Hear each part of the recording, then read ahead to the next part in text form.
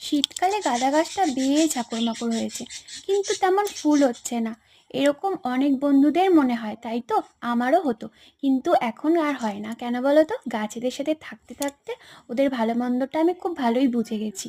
তো তোমরাও যারা গাছদেরকে ভালোবাসো, তোমরাও দেখবে আস্তে আস্তে অনেকেই বুঝে গেছো, আর যারা নতুন নতুন বাগানি তারাও বুঝে যাবে। যাই হোক, তো গাঁদা গাছটা জাস্ট একটু বড় হতেই আমি প্রত্যেকটা ডগাগুলো স্পিঞ্চ করে দিয়েছিলাম।